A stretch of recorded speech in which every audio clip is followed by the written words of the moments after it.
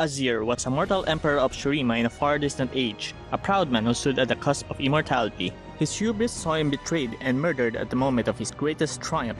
But now, millennia later, he has been reborn as an ascended being of immense power. With his buried city risen from the sand, Azir seeks to restore Shurima to its former glory. This is the Azir Power Level, with your host, Freak.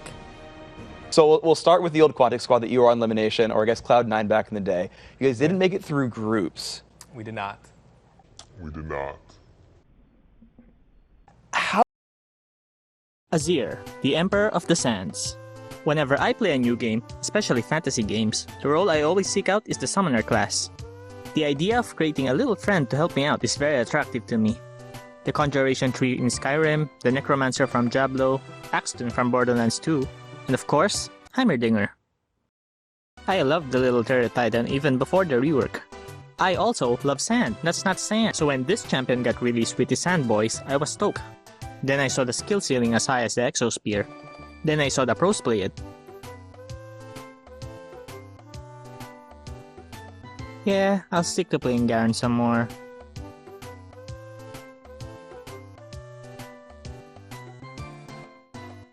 Base Azir, first and foremost, has superhuman physical characteristics. I mean, look at him. Do you think that's what a regular old human looks like? Those arm muscles are too fucking big.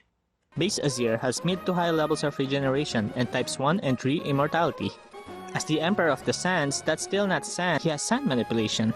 In his teaser video, you can also see him projecting some form of energy. With his in-game abilities, he has Summoning with Shurima's Legacy and Arise, Stat Reduction with the Slow from Conquering Sands, Stat Amplification with the bonus attack speed from Arise, and Force Field Creation with a shield from Shifting Sands. Being one of the most powerful characters in League of Legends lore, Base Azir has the usual smorgasbord of powers, which I hate listing over and over. These being Resistance to Mind Manipulation, Memory, Madness, Perception, Spatial, Time, Gravity, Biological, and Soul Manipulation, as well as Existence Erasure, Corruption, and Absorption of Life Force, Matter, Magic, and Information.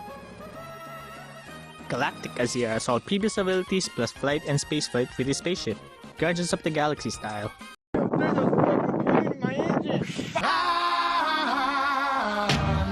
For attack potency, Base Azir is at small country level and was able to casually raise the Shuriman capital city out of the desert while in a weakened state. He should be at least comparable to, if not superior to, Nasus and Renekton. These three kind of remind me of Pokémon Emerald. Just me? Azir views Valmo's power as that of an insect, with Valmo being comparable in power to Baron Nashor. For speed, Base Azir has subsonic reactions and combat speed.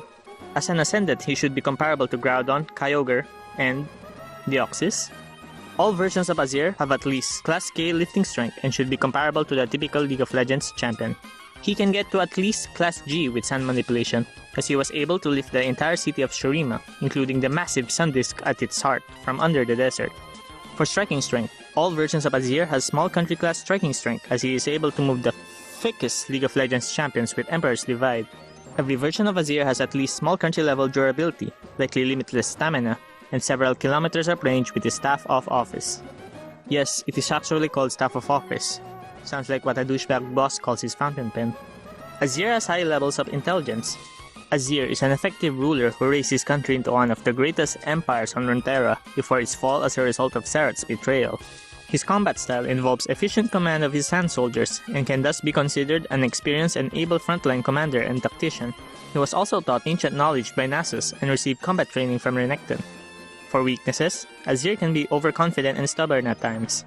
I mean, have you seen a chicken in real life? They sure can get cocky sometimes. Notable attacks and techniques. Shurima's Legacy. Azir raises the Sun Disk, which functions like a turret. Conquering Sands.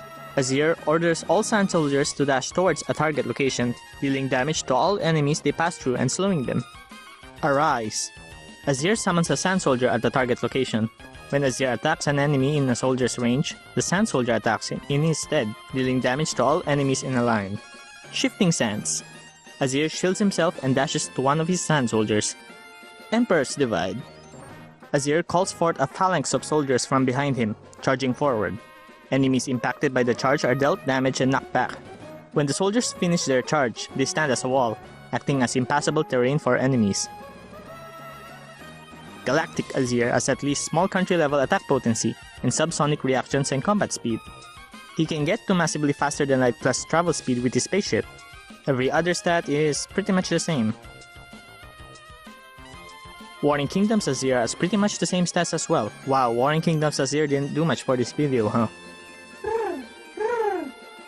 Base Azir is at tier low 6B small country level, which is rightfully higher than most other League of Legends champions.